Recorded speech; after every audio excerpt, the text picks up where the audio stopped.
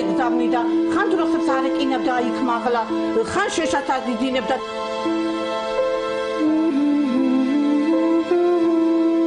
ოძი იყო მოღუნული, რომ ვებძოლეო, რომ ის გამეხო, პირი გამეხო. ჩემი შვილი გინდა ერთ დღეს მოვკრა. იმას როგორ წარმოვიდგენდი ხალხო, დედაშვილს მოვკრა. რას უშველთ ახლა იმას?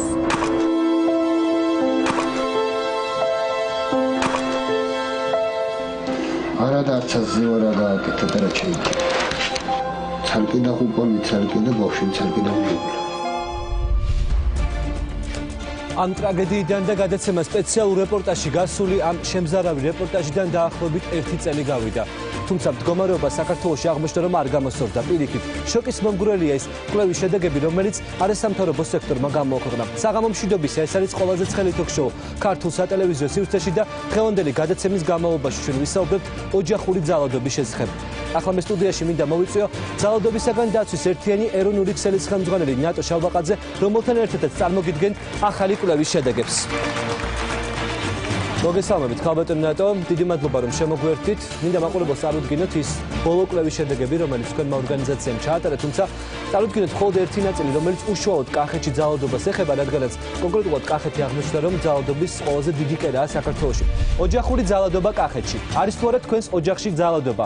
გამოკითხულთა 92% პასუხობს, რომ ის არის ძალადობის ფორმა. საკმაოდ მაღალი მაჩვენებელია. იცით, მე ვერ ვიტყვი, რომ სხვა რეგიონში უფრო უკეთ არის საქმე. ჩვენმა მუშაობამ გვაჩვენო, კახეთში უფრო მეტად საუბრობენ ამ თემაზე და უფრო მეტად აქვთ გაცნობიერებებული ის, რომ ისინი არიან ძალადობის მსხვერპლები. თუმცა ფორმები თვითონ ძალადობის კახეთში ნამდვილად გამოირჩევა განსაკუთრებული სისასტიკით. ხართ თუ არა ოჯახში ფიზიკური ძალადობის მსხვერპლი? გამოკითხულთა 86% კახეთში პასუხობს, რომ ოჯახში ის თავად ხდება ფიზიკური ძალადობის მსხვერპლი. საკმაოდ შემაშფოთებელი სტატისტიკაა ესეც, თუ არ ჩავთვლით უკვე შემდეგ მაჩვენებლებს, რომელიც არანაკლებ შოკის მომგვრელია. სამწუხაროდ ფიზიკური ძალადობა ეს არის ძალადობის ის ფორმა, რომელიც ყველაზე მეტად არის ხილული. დღეს უმუშევრობის ფონზე მამაკაცები იღებენ ალკოჰოლურ სასმელს, ხალები მუშაობენ და ფიზიკური ძალადობა. ხშირ შემთხვევაში ხალები ხდებიან ძალადობის მსხვერპლი. გამხდარ ხართ თუ არა საკუთარ ოჯახში ქმრისაგან სექსუალური ძალადობის ობიექტი? კახეთში 63% ამბობს, რომ კი. ძალიან ხშირია, როდესაც მოდიან ქალები, მოდიან აბსოლუტურად სხვა ძალადობის მსხვერპლები და მათთან მუშაობა აჩვენებს, რომ ისინი გაუცნობიერებლები არიან, არ იციან, რომ თურმე ყოფილან სექსუალური ძალადობის მსხვერპლები. ეს გინდება თითქმის ყველა შემთხვევისას, ანუ მოდიან ამბობენ მას შემდგომ, რაც მათი მდგომარეობა არის უკიდურესად დამძიმებული, ძალადობის ფორმები არის უმძიმესი და გინდება, რომ ისინი ამავე დროს არიან სექსუალური ძალადობის მსხვერპლები. უბრალოდ მათ არ იციან ამის შესახებ. და ბოლო 29% კახეთში ამბობს, რომ ფეხმძიმობის პერიოდში ქმნისაგან ის იყო ძალადობის მსხვერპლი და ამის პარალელურად განიცდიდა სექსუალურ ძალადობას და ფიზიკურ შეურაცხყოფას. ეს არის საკმაოდ დიდი მაჩვენებელი და საკმაოდ შემაშფოთებელი მაჩვენებელი. ყოველი მესამე ფეხმძიმე ქმნისაგან განიცდის სექსუალურ ძალადობას და ასევე მეუღლე მას ცემს. ძალიან ხშირია ესეთი შემთხვევები, როდესაც მოძალადე, ანუ მეუღლე არ შორდება ქალს მხოლოდ და მხოლოდ იმიტომ, რომ ექიმი ატყობს, რომ ეს ქალბატონი არის ძალადობის მსხვერპლი, საკმაოდ მძიმე ძალადობის მსხვერპლი და არ აძლევს მას საშუალებას იყოს გრუღია გახსნილი ექიმთან და სთხოვოს მას დახმარება. ძალიან დიდი მადლობა რომ შემოგვერთით, გთხოვთ დაიკავოთ სტუდიაში თქვენთვის განკუთვნილი ადგილი. დღევანდელ ჩვენს გადაცემაში გადავწყვეტეთ თეორიული მსჯელობის გარდა უბრალოდ გიჩვენოთ ძალადობის კონკრეტული ფაქტები. ამ სტუდიაში მოვლენ ადამიანები, რომლებიც დაუჯერებელ ისტორიებს მოყვებიან და შემდეგ ჩვენი სტუდიის სტუმრებთან ერთად შევეცდებით მოვძებნოთ გამოსავალი. როგორ უნდა დავეხმაროთ ამ ადამიანებს? ახლა მე სტუდიაში მოვიწვევ ჩვენს კორესპონდენტს ქეთი ქაშაკაშვილს, რომელიც კახეთში ჩავიდა და სპეციალურად ყველაზე ცხელი ток-შოუსათვის ოჯახური ძალადობის ერთი კონკრეტული ისტორიის შესახებ რეპორტაჟი მოამზადა. ქეთი ქაშაკაშვილი სტუდიაში.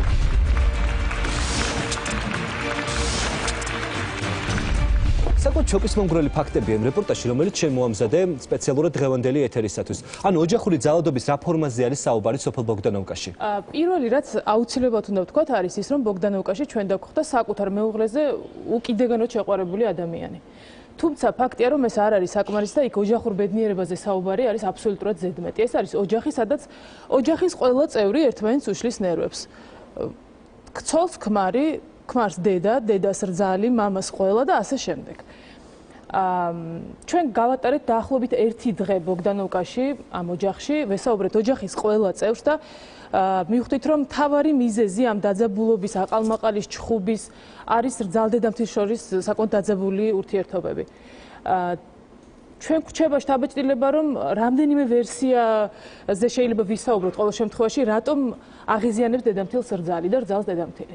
დედამთილს აღიზიანებს რძალი, პირველი, მისთვის ძალიან მნიშვნელოვანია ის, რომ რძალი არის ინდური წარმოშობის ქალბატონი. ანუ გარკვეულად ეთნიკურ დისკრიმინაციასაც აქვს ადგილი. აქვს ადგილი, რძალი არის წარმოშობით ინდოელი, შესაბამისად დედამთილი ამბობს, რომ ინდური ტრადიციებით ის მეუღლეს შესაძლოა დაწვავს. თავისი შვილი დაწვას, ხო, ამაზე ლაპარაკობს დედამთილი. მეორე არის ის, რომ რძალს უკვე 7 წელია არ ყავს შვილი და შესაძლოა ესეც იყოს ერთ-ერთი მიზეზი, რაც აღიზიანებს დედამთილს. და მესამე და ძალიან მნიშვნელოვანი არის ის, რომ დედამთილმა ჩვენთან საუბრისას ყოველ შემთხვევაში თქვა, რომ რძალი მას აყენებს სიტყვიერ და ხშირად ფიზიკურ შეურაცხყოფასაც. ჩვენ განგებ არჩევსვით ჩვენ სიუჟეტში ის ნაწილი, სადაც დედამთილი საუბრობს შეიძლება ითქვას, საკმაოდ ძიმე ბრალდებას უყენებს ის რძალს, ის ამბობს, რომ ადგილი ჰქონდა მკვლელობის მცდელობას. მას შეუსწრო რძალს, როცა ის ბალიშით გუდავდა თავის ქმარს. მოდით ერთი კონკრეტულ ფაქტებზე ვისაუბროთ, ჯერ ჩვენს აუდიტორიას და მაყურებელს შევთავაზოთ ჩვენი რეპორტაჟი და შემდეგ ამ თემაზე გავაგრძელოთ საუბარი. ქეთი კაშაკაშვილის რეპორტაჟი სოფელ ბოგდანოვკიდან. ეგ თუ არ იქნება, მე მოვკვდები, ეს გოგო. ეს გოგო თუ არ იქნება, მე მოვკვდები, ქალბატონო. მე ვფიქრობ, ისე ეს გოგო არის ჩემი გადამაარჩენელი. რატო? მაგრად მიყვარს და იმიტომ. მე ამ ოჯახს ტოვებ. და მე ამათმა რომ იავარდი მიფინონ დამერწმუნეთ, აქეთ გამომხედავ, ეს არის 43 წლის ტყუებით წამომიყვანა. ყველაფერი ზუსტად 7 წლის წინ დაიწყო. მაშინ მარით 17 წლის იყო. მალხაზი კი მასზე თითქმის 20 წლით უფროსი. ოჯახში რძლის შემოსვლას თან მოყვა ხმაური, აყალმაყალი და საჩივრები პოლიციაში. ყველა საჩივრის ავტორი დედამთილია. პირველი რისი გარკვევაც დედამთილმა სცადა რძლის წარმომავლობა იყო. ინდური წარმოშობის ქალის ოჯახში შემოსვლამ კი ის როგორც ჩანს ცოტათი შეაშინა. ამძინაროვდა მას. უბრალოდ რო გაიგორო, ინდოური გიში აქვს ამ გოგოს. და ვანა ჩემი შვილი დაწასვდა ეს თურისურად არის გაზერი, ინდურად არის გაზერი. კი უყვარს ცეცხლის შეკეთებები, ალბათ გენეტიკა მოძებს მაგას. უყვარს, მახალ დაწვავს. გენეტიკა მოძებს, აბა. გენეტიკა მე კი არ დამწვავს მას რაღაც. ამაში წეტრაზე საუბარი დამიფარშოთ. მე როცა ხალი მარტოი და მე გამქონდა უჩუმრად მე ვიყავდა ვერ გამაჩინა და იმათ შვილია და ვიღაცამ გაზარდა უხირო ხარ. ის რასაც ახლა ჩვენთან ჩუმად ამბობს, როგორც ჩანს რძლისთვის საკმაოდ ხმამაღლა არაერთხელ უთქვამს და სავარაუდოდ მკვახე პასუხიც ხშირად მიუღია. შეაყვანილო, ნაბიჭვარო. სურათები. მე კი ანუ ეს სიტყვა მიმაღიზიანებს. მე რა რომ ვარ. მაგრამ იმას ხვანი შესაძლოა დედამთილმა იყოს, რომ შეაყვანილოში ნაბიჭვ. ანუ საერთოდ ეს ქალი არის, როგორ გითხრათ რა, აი ადამიანი არ მოსწონს, არ ვიცი, სიბერის ბრალია თუ რა არის, არ ვიცი. ყველაფერზე მიდებდა შარს. ბაიმიაო ესეო შეგმალმალი ბანაოფოვი, მე ის არა ქვია, ვითომ ხუმრობაში გაატარ. ანუ წვიმან რაღაცები რომ მოუყვე, არ მეყოფა ერთი ღამე და ერთი დღე და ამიტომ მაგას არ მოუწონვარ და ეხა არ მოუწონდა და ეხა მე მკითხოს რა. მე როგორ მომწონს და როგორ არ მომწონს. ამ კოხში ახლა მარტო ცხოვრობენ, მაგრამ ერთმანეთს ნერვებს მაინც უშლიან. მამას შვილი. ეგ ბასაკია. ახლა თქვენ შვილს დედა. რა უთხარი მილიციელებს? ჩემი ძველი 7 საათამდე იქნა, რაზე წააყვანე. დედას რძალი. თავი ეკელავ, ადრე ავდგები დილით, ორი გამოცხობა, კერძი გაკეთება. რა გვაქვს საჭმელი, თან კიდე მცემოი. ბორბელ ფიუს დამისისხლა ფეხები და ხელები. რატო? აი მე რატო ეგ მაგა ეკხობა კებლებიც კი და აღარ ენა რომ არა მსულ ყარს და იმიტომ არა მსამლებით არის გალბი. ამ ცოლმა დააყრევინა კვირა. არა. საში პიროვნება ვარ. რძალს კი ყველა დანარჩენი აღიზიანებს. ვარდარ დაიწყოს. მოკლედ, აქ არის მე თუ მკითხავთ, იუმორინა. ასეთია სოფელ ბოგდანოვკას ისტორია, ოჯახური ძალადობა, რძალი დედამთილის წინააღმდეგ, დედამთილი რძლის წინააღმდეგ და ყველა ერთად ერთმანეთის წინააღმდეგ. იმისთვის რომ დღევანდელ სტუდიაში ამ თემაზე უფრო ცვლად გვესაუბრა და ჩვენი სტუდიის სტუმრებს რეალურად გაერკვეთ რა ხდება, ამიტომ გადავწყვეტეთ სტუდიაში მოგვეწია რძალი მარი გოდერძიშვილი ჩვენთან სტუდიაში.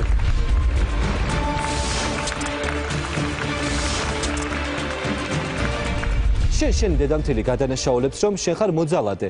საკუთარ დედამთილს სცემ, ფეხებს უსისხლიანებ და შემდეგ ყოველდღიურად მას აყენებს სიტყვიერ შეურაცხყოფას. რა ხდება რეალურად თქვენს ოჯახში? აი მე არ ვიცით, ეხა ის სიუჟეტს რო უყურე, მე თვითონაც გაუგნებული ვიყავი, იმიტომ რომ აქ მხოლოდ არის იმაზე ლაპარაკი, რომ მე ვითომ რო იტყვიან აყვანილი ვარ, ამათი ეროვნების არ ვარ თუ რა ხდება, არ ვიცი. ანუ მოყვანის დღიდან ამ ქალმა შემიძულა. და რატომ პასუხი მე თვითონაც არ მაქვს. იმიტომ რომ ამ ქალმა ამიძულა რა, მე არასოდეს არ მithქვია ისე ხაი თავის გამართლება შეიძლება მომიწიოს, მაგრამ არასოდეს არ მithქვია რომ აი ისა რა გვაქვს საჭმელი და აი გააკეთე თუ არ გააკეთე ესეთი რაღაცა არ მithქვია, მაგრამ ამ ქალმა ამიძულა რა. გასაგებია, მაგრამ სიძულვილი შეიძლება გახდეს იმის მიზეზი, რომ შენ სცემო ეს ადამიანი? ხო, მაგრამ ხო და მე საერთოდ არ მაგისთვის აი ღმერთის წინაშე ალბათ მე მართლა მაგას ვიტყვი, რომ მაგისთვის თითიც არ მაქვს დადებული, მაგრამ ეს იცით რა არის, მე თუ კი ვცემ დედამთილს და თუ კი მე მართლა ესეთი ძალადობის იმაშია, წავიდეს წასულიყო მილიციაში და მილიცია არა მე თავის შვილს კი ნუჩივის, მე მიჩივლოს, რომ აი 7 საათის განმავლობაში შენ დაკავებული იყავი, ხო? არა, მე არ ვიყავი, ჩემი ქმარი იყო და მე ჩემ ქმარს გავყევი. მაგის გულისთვის რომ ქმარი 90 სუტკა უნდა მიეცათ, რომ დედამთილი და დედამთილმა საჩივარი შეიტანა. დედამთილი კიდე წერს, რომ რძალი მცემს, მას ისხლიანებს, ანუ 30 ნოემბერს მქონდა დაბადების დღე და მე ვითომ 50 კილო ლობიოვო, მომპარეო, არ ვიცი, ჩემი ქმარი ძალადობასთან ერთად შენ ქურდობაშიც გადანაშაულებს შენ საკუთარ ჩემი ქმარი როგორც კი სვავს, ეგრევე ჩემი დედამთილი ისეთ რაღაცებს აკეთებს, რომ ან წავიდეს სახლიდან და ან ისა, აი არ ვიცით რა ისეთ. გასაგებია, თუმცა კეთი როგორც მე ვიცი, როდესაც შენ გქონდა საშუალება რომ გასაუბრებოდი დედამთილს, მან გითხრა შენ რომ მარიმ გახადა ის იძულებული სახლიდან გაქცეულიყო და ახლა მიწურში ცხოვრობს, გისმენ? დიახ, დედამთილმა ჩვენ დასაბრუნებლად თქვა და ჩვენ ნახეთ კიდეც სად ცხოვრობს ის ცხოვრობს მიწურში გაუსაზრის პირობებში დამეთანხმები მარი და ის ამბობს რომ მან დაგტოვოთ თქვენს პრობლემებთან პირისპირ და თუ თქვენ მოახერხებდით ცხოვრებას მშვიდად, ანუ მას სცადა ყოველ შემთხვევაში რომ თქვენთვის ეს შანსი მოეცათ, თუმცა მან თქვა რომ ყოველ საღამოს თქვენი სახლიდან მაინც გამოდის ხმაურის, ყვირილის, ჩხუბის ხმა და ამას ყვებიან მეზობლები, ის ასე ამბობს ყოველ შემთხვევაში. მეზობლები ნამდვილად მაგას არ იტყვიან, ჩვენი სახლიდან ხმა გადის. ანუ მეზობლები ნამდვილად ადასტურებენ ამ ფაქტებს, ამის ინტერვიუებიც არსებობს, როდესაც თქვენი სახლიდან ისმის ძალიან ხშირად ჩხუბის ხმა. ჩემი სახლიდან ისმის მხოლოდ ხმა, როცა მოდის ხოლმე ჩემი დედამთილი. და ჩემი ქმარი ეუნება, რატოა დააბრალე ლობიო 50 კილოვო, რაებს აბრალებ ჩემი ცოლსო და ასე შემდეგ. გასაგებია, მარი, ერთ კონკრეტულ კითხვას დაგისვამ. შენ ფიქრობ, რომ ოჯახური ძალადობის მსხვერპლი ხარ? ოჯახური ძალადობის მსხვერპლი დედამთილიდან მე ვარ. გასაგებია, მაგრამ შენ დედამთილი ბოლო კითხვა მექნება ამ მიმართულებით, შენთან შენს უყვება დაუჯერებელი ისტორიებს. ვითომ შენ ქონდა მცდელობა, რომ შენი მეუღლე დაგეწვა რაღაც რელიგიური რიტუალიდან გამომდინარე, იქიდან გამომდინარე, რომ შენ ხარ ინდოელი. ეს იცით რა არის? ეს ჩემი აზრით არის სრული ბრალდება და სრული სისულელე, რასაც ვთქვათ, იმიტომ რომ ესეთი რამე არასოდეს არ მიქნია. გავიზარდე ტრადიციულ ოჯახში, ქრისტიანულ ოჯახში და ესეთი რამეები არ უბრალოდ გენები და ისინი შეიძლება მაქვს სისხლით და ხორცს, მაგრამ როგორც ესეთი ახლა დედამთილი დავწვა და ოჯახი დავწვა და ესეთი რაღაცები ნამდვილად ცდელობა ამისი არ ქონია. არა, სისულელია მცდელობას მაგას როგორ ვიზავდი. მე ნახევარი ფეხი მაქვს მილიციისკენ, მხოლოდ იმიტომ რომ მე ან დედამთილს არ მოწონო ან იზარდე. ხშირად გიბარებენ დაკითხვაზე სამართალდამცველები? არა, სამართალდამცველები იბარებენ ჩემ ქმარს. და მე მიუყვები ხოლმე, მაგრამ იქ ჩემი ქმარი კი არა, წერია საჩივარი ხოლმე მხოლოდ ჩემზე. არა, ძალიც მცემს და ბიჭიც მცემს, ანუ ორთავე მცემენ მე. ანუ დედა როგორც შვილს ისე որ ძალს ადანაშაულებს რომ თქვენ მას სცემთ. ძალიან დიდი მადლობა მარი, შენ რომ შემოგვერთდი სტუდიაში და იყავი ჩვენთან. მე მესმის რომ ძალიან რთულია საკუთარი პირადი ცხოვრების შესახებ მით უმეტეს აუდიტორიის წინაშე საუბარი. ეს იყო მარი გოდერძიშვილი. ოჯახური ძალადობა საქართველოში დღევანდელი ჩვენი გადაცემის მთავარი თემაა. კახეთში ეს ერთი კონკრეტული ისტორია არის მცირე მოდელი იმ სიტუაციისა, რომელიც ზოგადად ამ რეგიონში არის შექმნილი. ახლა ჩვენ სტუდიაში შემოგვერდა საქართველოს ახალგაზრდა იურისტთა ასოციაციის კახეთის რაიონული ორგანიზაციის წარმომადგენელი ქალბატონი მარეხ მგალობლიშვილი. ქალბატონო მარეხ, როგორც მე ვიცი, ყოველდღიურად თქვენთან მოდიან ადამიანები, რომელიც მსგავსი ტიპის ისტორიებს ყვებიან და ხშირ შემთხვევაში ისტორიები ამაზე ბევრად უფრო შოკის მომგვრელი არის. რეალურად რატომ შეიქმნა მსგავსი მდგომარეობა და რამდენად რთულია სიტუაცია იგივე ოჯახურ კონფლიქტებთან დაკავშირებით ამ რეგიონში?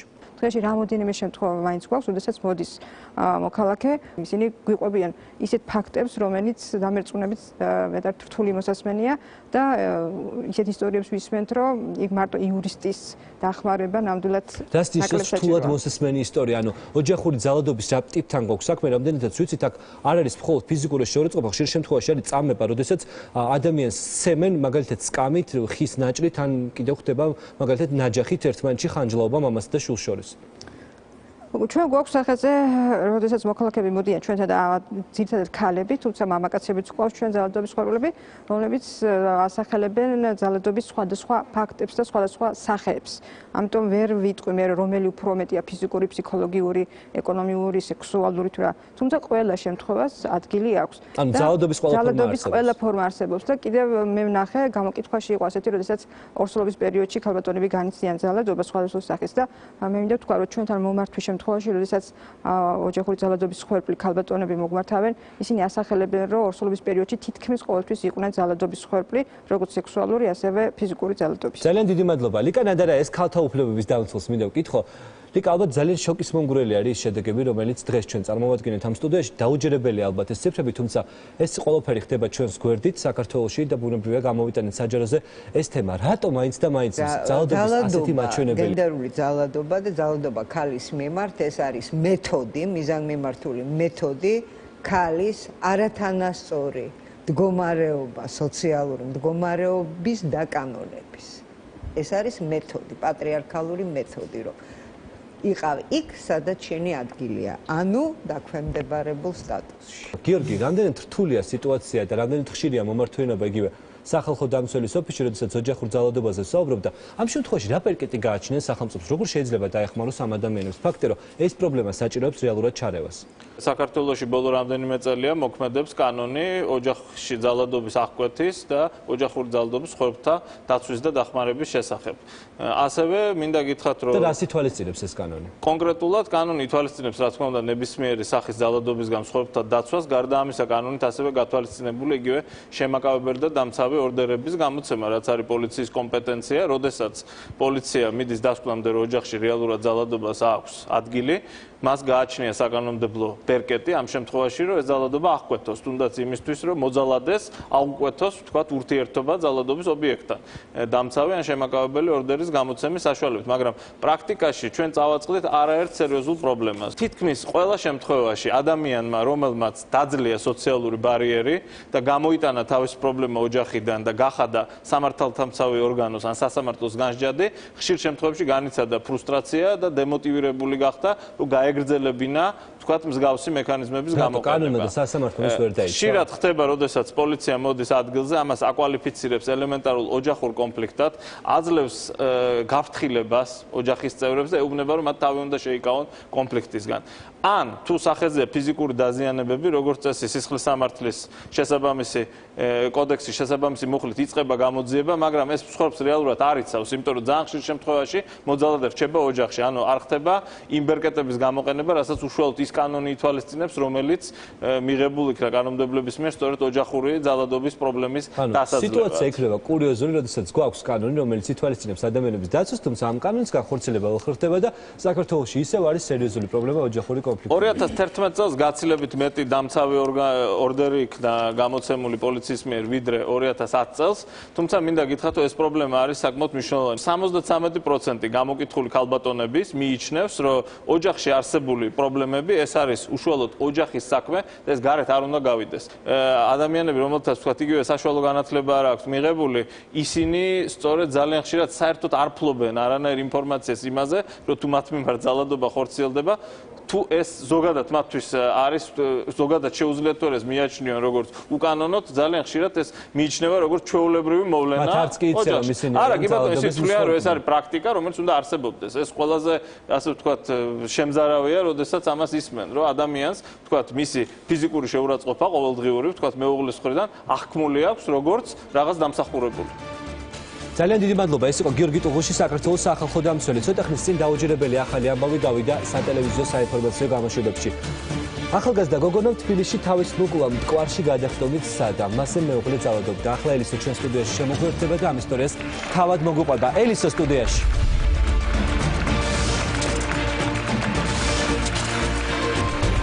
ელისო, შენ ყავს 4 შვილი. და 4 შვილის თვალწინ შენი მეუღლე შენზე ძალადობდა. როგორ ხდებოდა ეს ყველაფერი? ეს ხდებოდა 9 წლის განმავლობაში, რომელიც ჩემი მეუღლე მეუბნებოდა, რომ თუ რამე სიტყვი მოკვლავ ბავშვებს, მოკვლავ მამას და 9 წლის განმავლობაში ვითმენდი ამ ყველაფერს. ეს ხდებოდა. ძალადობის რა ფორმებით გამოიხატებოდა? რა ფორმებით და იყო შემთხვევები მეოთხე ბავშვზე, რომელიც თოკი ჩამოკიდა თვითონაც და ჩამომაკიდებინა და მიყურებდა. თქვენ ჩამოკიდეთ საკუთარმა მეუღლემ? ხო, მიცხოვ, აი ჩამოიკიდე, უნდა მოკვდე ახლა. ამიტომ იცხოვრო, უნდა ჩამოიკიდე თავი.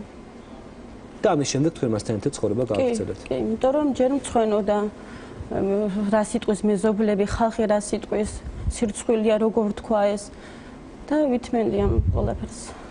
რის შემდეგ გადაწყვეტოთ, რომ მოთმენა აღარ შეგიძლიათ? აი, ბოლო ის იყო, რომ უკვე ბავშვებზე გადავიდა ეს ყველაფერი, აგრესულად ელაპარაკებოდა. მე ის შემთხვევები იყო, რომ იცი რა, მოდი გავიქცეთ, ბავშვები დავტოვო და წავიდეთ. მე და შენ ესეთი რაღაცებს მეუბნებოდა. რომ მიხვდი, უკვე ვეღარ იყო კარგად. ამის შემდეგ შენ გადაწყვეტე, რომ თავი მოგეკლა? კი.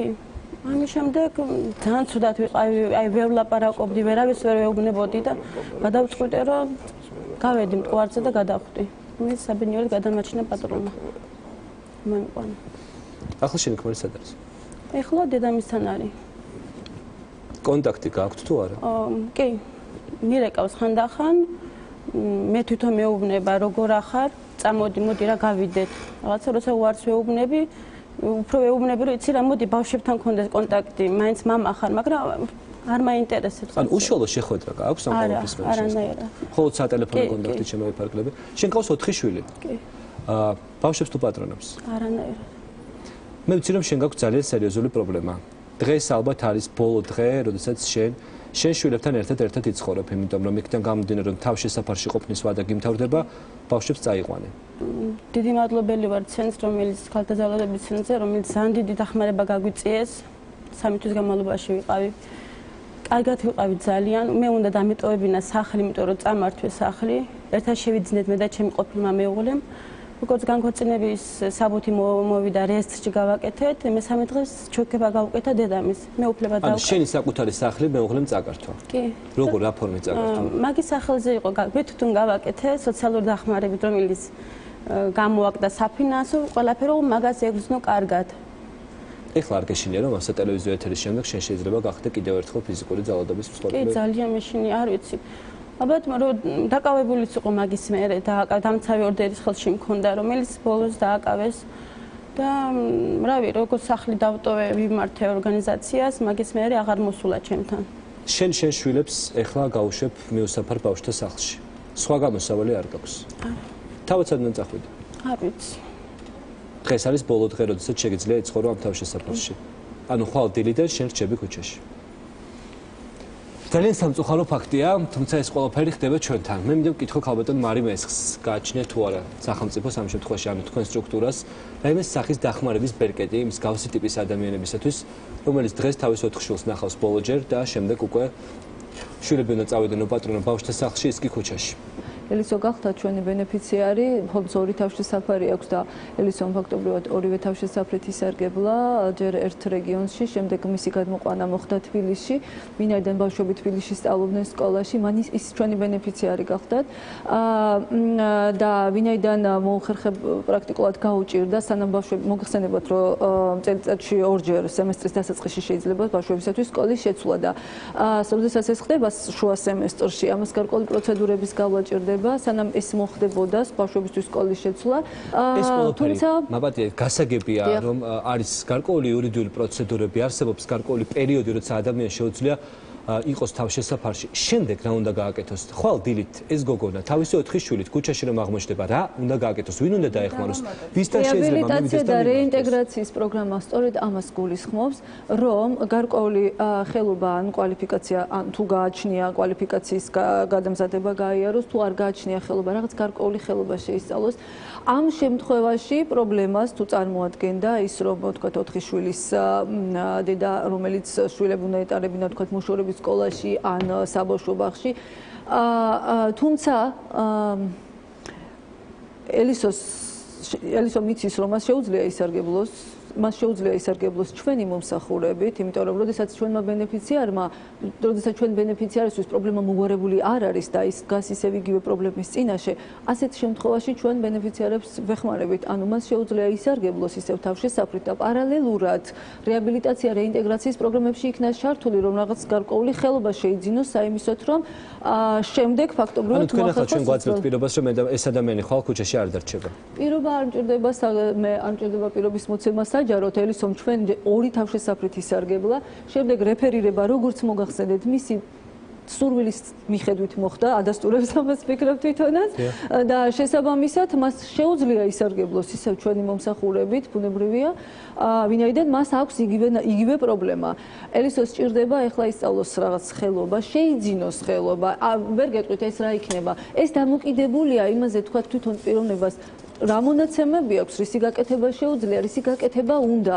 ძნელად წარმოვიდგენია, რომ ელისო მშენებლობაზე იმუშავებს, მაგრამ თქვათ ის რაც შეეხება არის ხელობები, რომელზეც მას შეუძლია ეს ვასწავლოთ და შეიძინოს ეს იქნება, ვერ გეტყვით, საპარიკმახერო მომსახურება ან სხვა ტიპის ხელობა, მიმტანობა. ჩვენ გვაქვს ამისი გამოცდილება და გაგვიკეთებია და გვაქვს ამისი პრაქტიკა. შესაბამისად, მას შეუძლია ისარგებლოს ამ პრობლემით. დიდი მადლობა. ძირითადად რატომ ხდებიან ქალბატონები ოჯახური ძალადობის მსხვერპლნი, ანუ რას ყვებიან ისინი თქვენთან საუბრისას? არის უფრო მეტად რთული ისტორიები რამდენადაც? თითოეული მსხვერპლის მონაყოლი ისტორია თითქოს ერთმანეთს გავს. ყოველი მათგანი ამბობს, რომ ის თითქოს იმსახურებდა ალბათ მის მიმართ ოჯახში ძალადობას, იმიტომ რომ ის ხომ ცუდია, ის ხომ უშნოა, ის ხომ არაფრის გამკეთებელი არის. ეს არის მათთვის დამახასიათებელი სწორედ. შინაგანი კომპლექსი. შინაგანი კომპლექსი. იცით, ეს შეძენილი არის. ეს არის იქიდან გამომდინარე, თუ რას უნერგავენ მათ მოძალადეები. ძალადობის პერიოდში მოხდა ამ ყველაფრის. რა თქმა უნდა, იმიტომ რომ არ შეიძლება ადამიანი დაიბადოს ამ კომპლექსით, ხო? ის იძენს ამ ყველაფერს. თუ კი ის არის უმწეო და მას რაღაცნაირად ახდენენ ზეგავლენას, ფსიქოლოგიურად ის ყოველთვის ექცევა რაღაცა წნეხის ქვეშ. და ხშირ შემთხვევაში ხა ოჯახის ძალადობის სიტყვაზე პრობლემა თავისთავად გამოწვევი მიზეზები ძალიან ბევრია ხოლმე, რატომ იწყებს მამაკაცი ძალადობას, ეს ისეთი ყველასთვის ნაცნობია სიტყვაზე პროფესიონალებისთვის, მაგრამ ქალებისთვის ყველაზე მნიშვნელოვანი ის, რომ სიტყვაზე ვეღარ ტოვებენ ოჯახს. ყველა ქალი ხვდება იმას, რომ ძალიან ცუდ მდგომარეობაში მოხდა, მაგრამ უბრალოდ არ შეუძლიათ იქიდან წამოსვლა, იმიტომ რომ თუნდაც ელისომ რაც თქვა, რა სიტყვის მეზობელი, რა სიტყვის დედა, მამა, ოჯახი. ამიტომ აი სოციალური გარემო ალბათ აუცილებელია, რომ რაღაცა საზოგადოების მსხვერპლიც არიან გარკვეულწილად ეს ადამიანები. ლიკა ნადარიასთან მინდა გადავიდე ბოლო კითხვით და გავიდეთ რეკლამაზე. ქალბატონი ლიკა, ოჯახურ ძალადობასთან ერთად ემატება თუ არა გარკვეული საზოგადოებრივი პრობლემა, როდესაც ადამიანები არიან თუნდაც მეზობლების, მეგობრების მსხვერპლნი, რა სიტყვიან ისინი, როდესაც მე წამოვალ სახლიდან და დავცილდები ქმარს? აი სამუშაო, სადაც რეალურია, ძალიან ბევრია გასაკეთებელი. ეს არის ცნობიერების ამაღლება ამ თვალსაზრისით და საზოგადოების განკურნა იმ სენისგან, რასაც ქვია ძალადობის მიმართ ტოლერანტობა. ორმაგი მსხვერპლი ოჯახური ძალადობის და საზოგადოებრივი აზრის მხრიდან. ძალიან დიდი მადლობა. ეს არის ყველაზე ცხელი თოქ-შოუ ქართულ სატელევიზიო სივრცეში 100 გრადუსი ცელსიუსით.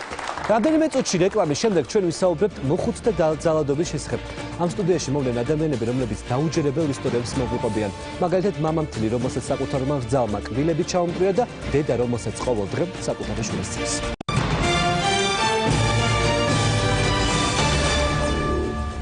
ეს არის ყველაზე ცხელი თოქ-შოუ 100 გრადუსი ცელსიუსით. რეკლამის შემდეგ ჩვენ ისევ ეთერს უბრუნდებით და ბოლო დროის ერთ-ერთი ყველაზე აქტუალური თემის შესახებ საუბრობთ. ძალადობა მოხუცებზე. დღეს სტუდიაში მოვლენ ადამიანები, რომლებიც დაუჯერებელ ისტორიებს მოგვიყვებიან. ხშირია შემთხვევები, როდესაც მამამთილზე რძალი ან როდესაც შვილზე დედა ძალადობს, ან ყველაფერი პირიქით ხდება.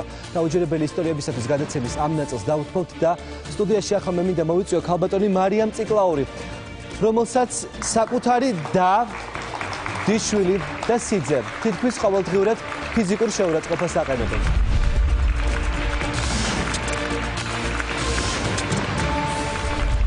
ქალბატონი მარიამ, თქვენ ჩვენთან სტუდიაში მოხვედით სამხილებით, ქუდით და მაისურით.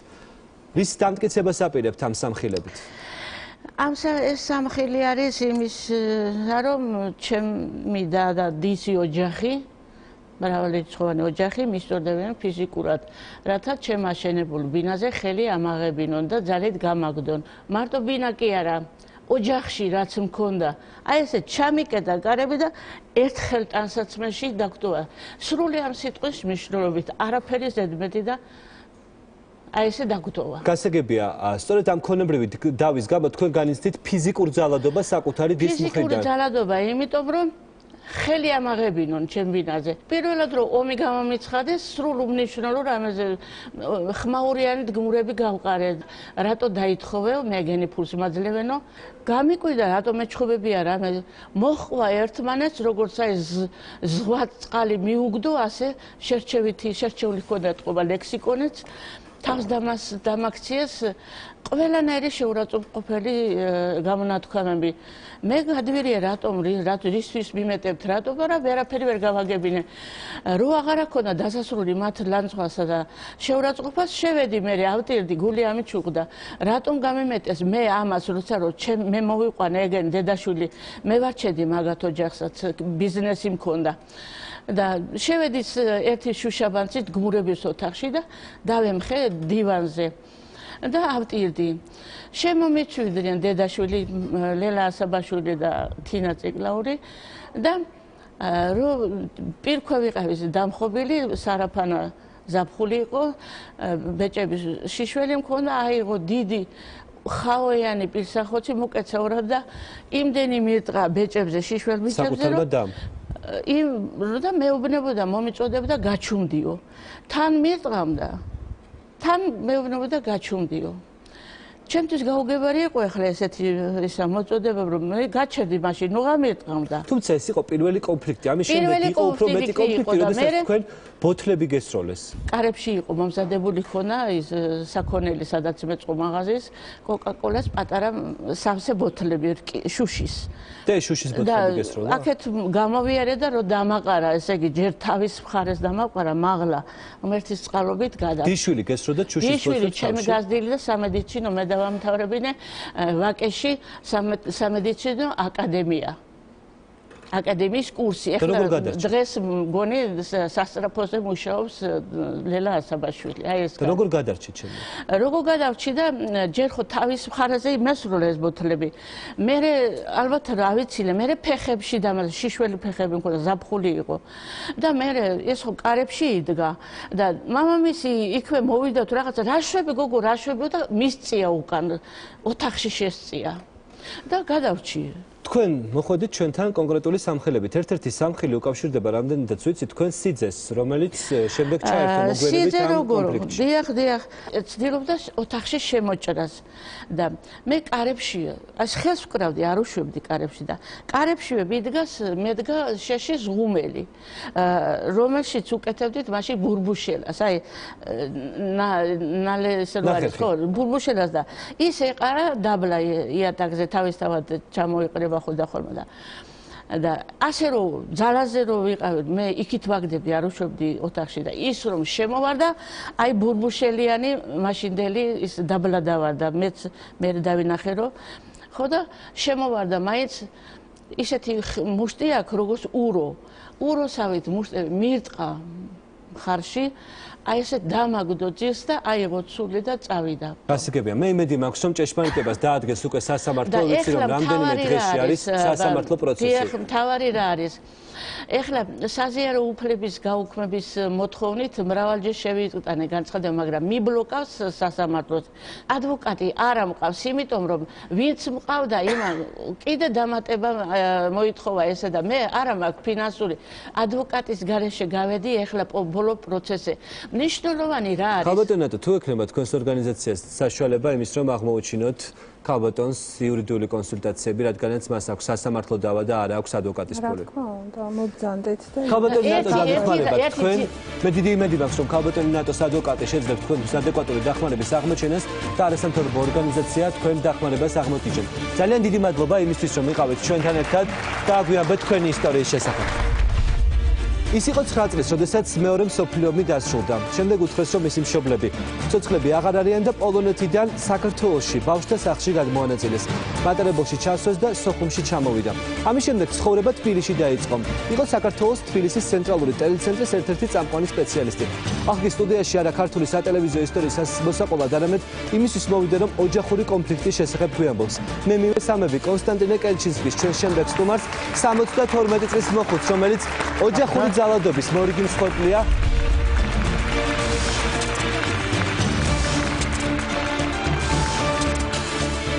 თქვენ ამბობთ, რომ ხართ ოჯახური ძალადობის მსხვერპლი. რაში გამოიხატება კონკრეტულად ოჯახური ძალადობა?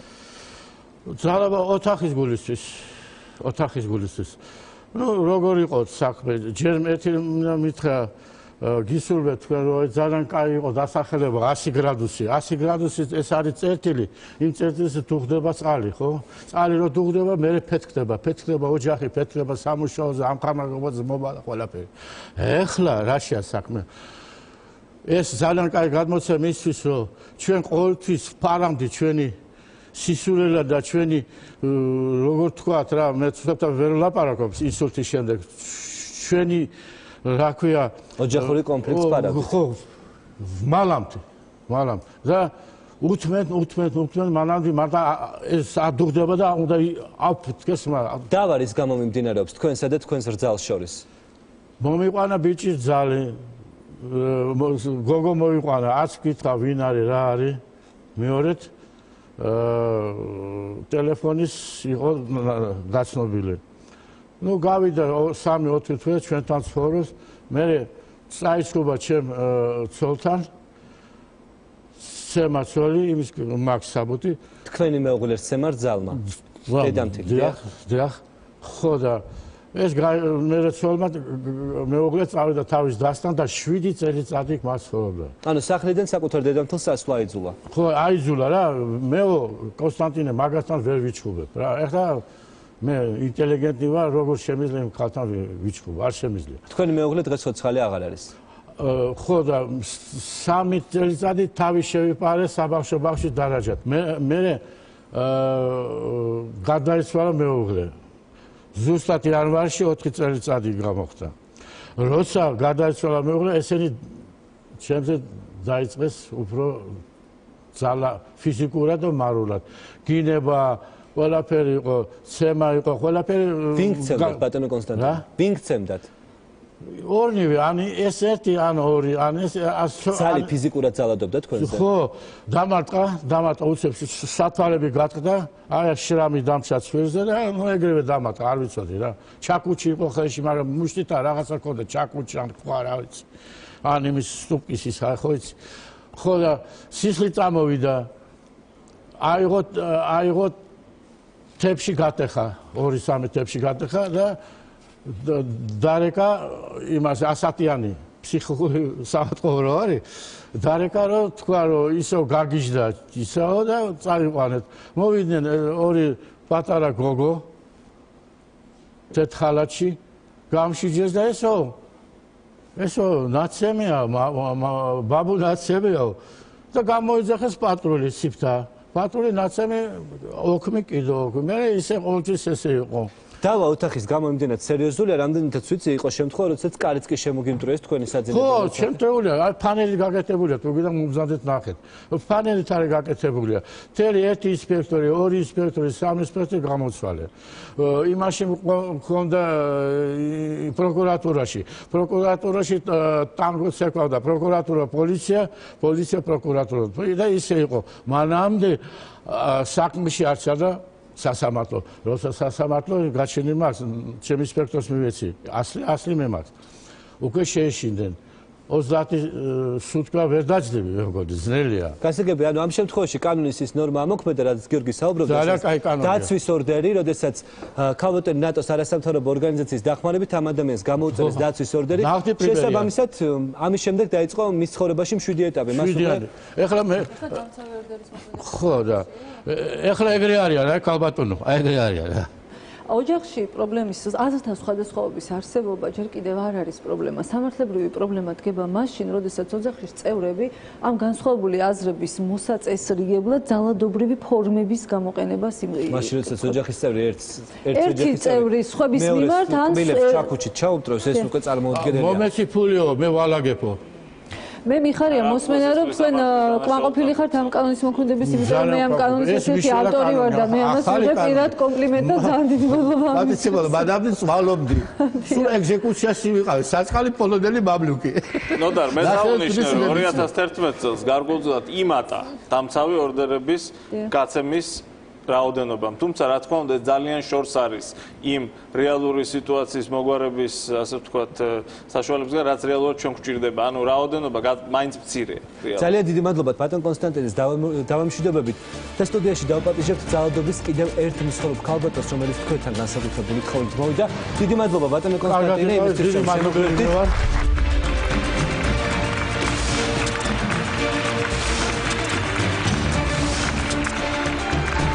როდესაც თქვენ შესახებ რეპორტაჟი გავიდა ქრონიკაში, ეს ძალიან ბევრისთვის იყო შოკის მომგვრელი ფაქტი, რომ დედაზე საკუთარი შვილი ძალადობდა. დღეს თქვენ ჩვენთან მოხვედით სტუდიაში და ისევ ნაიარებით.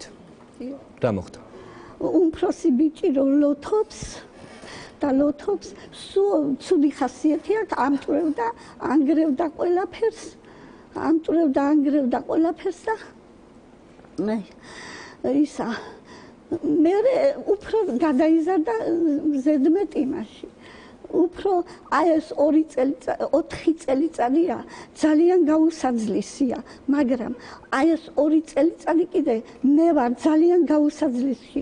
იმიტომ რომ მეუღლე 4 წელია წნევამ დაარტყა, 4 წელი უნდა გახდეს თებერვალში. ცოტა ვერ არის ისიც ფსიქიურად, აი წნევის გამო გაჟონვა ქონდა თავში. ვერ არის კარგად. მეუღლეც მამწარებდა, მცემდა, წუთი და წუთი, აი განსაკუთრებით აი ეს 2 წელიწადი. 4-ჯერ წამაქცია. მეზობლები ვიც ვერ მეხმარებიან ხოლმე, ვერ იგებენ ხან რაღაცა. ხო და ერთხელ გზაზე წამაქცია და მეზობლები დამეხმარნენ ამაყენეს რამე და მეხუთედ რო წამაქცია უკვე ფეხი მომტყდა. მე ჯბარწანში და ოპერაცია მაქვს გაკეთებული. ხელიც 7 წელიწადია მოტეხილი მქონდა და ვინ მოგტეხათ ხელი? ეს უმფროსმა ბიჭმა ეს ხელი. ხო და ანუ თქვენ ახლა ოჯახში ძალადობას განიცდით მეუღლისგან და 2 შვილისგან. 2 შვილისგან. დიახ, და ორივეს ვერც არც ფსიქიკა აქვთ, ნორმალური სამივეს. და ეხლა მე რო საავადმყოფოში ვიწიქი და ოპერაცია გავიკეთე, ჩემი მეუღლე ისე უცემნია ყრუმუნს. ისე უცემნია დღესაც კი ეთყობა იბოდა ის ნაიარებელი. მაგრამ თქვენის იარა ვინ მოგაყენათ? ეს წუხანდელი იარა არის, აი ეგ მიკბინა. კიდე დიდი ბიჭი მოვიდა მთვრალი, გაგდებული ყავ ყრუმუნს. გააგდო სადღაც ვიღაცის სახლშია შესული, არც ლოგინია, არც ფეჩი, არც არაფერი. ხო და ეს წუხელ მოვიდა მთვრალი და გინდა თუ არა აქ უნდა დავიძინო. ლოგინი აღარ არის, ზოგი დაწვეს, ზოგი რაქნეს. წუხელ მაინც დაწვას სადღაც რაღაცა მოიფარა და მე კიდე რის გულისთვის ამცემა. მოვიდა ისა მაგის ამხანაკი და რევაზი მითხრაო რომ იქა ბალახი არისო სარაიაში ცოტაო და უნდა წაიღეო მითხრაო. და თუ გითხრა წაიღე მეთქი და თუ არ გითხრა მე შარში არ გამ. არა რა სამობო. ცისმარი ძალო მითხრა აუცილებლადო. ხო და მე რად გაატანეო. ეს მიზეზი ტყუილად მომიდო. მე მგონი რომ ტყუილად მომიდო ეს მიზეზი. რად გაატანეო წუხელა ეგ მიკბინა, აი ჩამატყა ხელა კოპი მეჯ და ეხა კოპი გამიარა და ისა მაგ დალუჯებული. იყო შემთხვევები, როდესაც თქვენ საკუთარ საერთოდ მცემა და საბანში ვერ მატანდა ის ნაცემები. ვერა და მარტო ლოგინში წეხით, როდესაც გცემდა? დიახ. ვიცი, უკვე 12 საათი იქნებოდა. ხო და ეხლა შვილო, ეხლა რა მოხდა კიდე? მე ხუთელავში წავედი და იქავა. თქვენ დატოვეთ სახლი, მე მინდა უბრალოდ მაყურებელს ვამბო. მსგავსი ფიზიკური ძალადობის შემდეგ ამ ქალბატონმა დატოვა სახლი და შეიკედლა თელავში ერთ-ერთ ადამიანს, თუმცა ამის შემდეგ მან გადაწყვიტა, რომ აღარ სურს მსგავს პირობებში ცხოვრება და შეიტანა განცხადება იმისთვის, რომ მოხდეს მისი განთავსება მოხუცთა თავშესაფარში. ქალბატონი თამარ მახარაშვილი იმყოფება ჩვენთან სტუდიაში. სახელმწიფოს ჟურნალის სააგენტოს ხელმძღვანელი. ქალბატონი თამარ, თუ არის რაიმე საშუალება, რომ მსგავსი პირობების შემდეგ. სულ რომ არ შეეტანა განცხადება, ცისმარბებოს ჭირდება დახმარება, ეს ფაქტი არის ჯიუტი. სახელმწიფო შეუძლია მოხედოს და იზრუნოს შენზე. მე რჩება ესეთი შთაბეჭდილება მაქვს, რომ ისეთი ადამიანია, რომ დარწმუნებული ვარ, ისევ იმაზე წუხს და იმაზე ზრუნავს, ვინც მასზე ძალადობს. ასეა ხო? ეხლა იცით რა, მე წავედი რისთვის წავედი? ბევრჯერ მეუბნებოდნენ ყველანი, ვინც კეთილი ადამიანები არიან და მე ვეცოდები, ყველანი მეუბნებოდნენ, წადი გააღწიე თავისანამ ცოცხალი ხარო. აი ფეხი მომტეხეს და ეგ ხო გითხარითო, წადი გაერიდეო, არ გაიგონეო. მე არ მინდოდა წასვლა, მინდოდა რომ მაინც იქ ყოფილიყავი, მაინც რაღაცა შევქმენი, რაღაცა მოვიქონიე, სულ დაამტვრიეს ყველაფერი, სულ დაანგრიეს. კალფანჯარა აღარ არის, კარებები აღარ არის, არაფერი, ფეჩი ვიყიდე ნოემბერში. და სულ 4-ჯერ არა მინთია და დაამტვრია. ყრუმუნჯმა სულ დალეწა, ის ვეღარ გაკეთდებოდა. ფეჩი არა მაქვს, სიცივეში ვარ მე, დაბლა დავდგი ბალკონში, ეს ფეჩი, დანგრეული ფეჩი, ბოლი გამოდის და ყველაფერი, მაგრამ აი როხელები მოვითბო.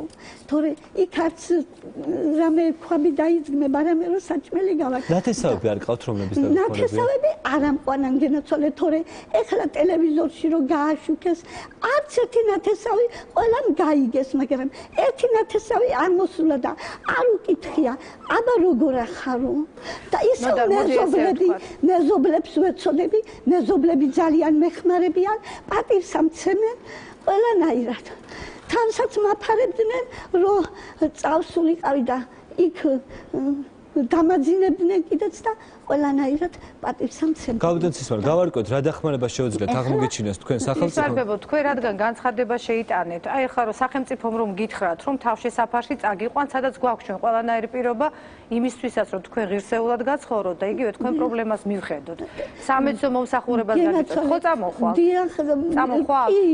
მე უკვე გადაწყვეტილი მქონდა, რადგანაც შევიტანე განცხადება სოციალური მომსახურების სააგენტოში. დიახ, შევიტანე და უკვე საბუთები გადაწყვეტილი აქვს და მე მივხედავ ამ საკითხს პირადად რიგი მოვიდეს. რიგი აღარ დაგჭირდებათ ქალბატონი თამარი თავად მივხედავ. მე უკვე იქავარ იმაში თელავში, მაგრამ ჩამოვედი, რომ ჩემ მეუღლეს მივხედო.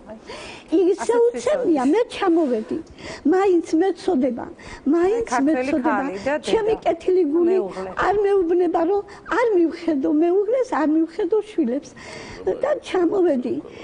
და დამხდა ასეთი სიტუაცია, რომ ეს მომაკვდავი იწვა საწოლში. მილიცია გამოვიძახე, მილიციები ცოტას მეხმარებიან. ბევრს არა, სულ მატყუებენ ხოლმე მილიციები. მოვლენ ცოტა ხანი დაამშვიდებენ, რამე წავლენ. არაფერი, ის ფსიქიატრიულ მილიციამ წაგვიყვანა ფსიქიატრიულ ექიმთან, რომ ისექნა. აღრიცხვაზე აიყვანათ ეს რუმუნჯი და ისა ფორმასი მოეცათ, რომ ვემკურნალებინა.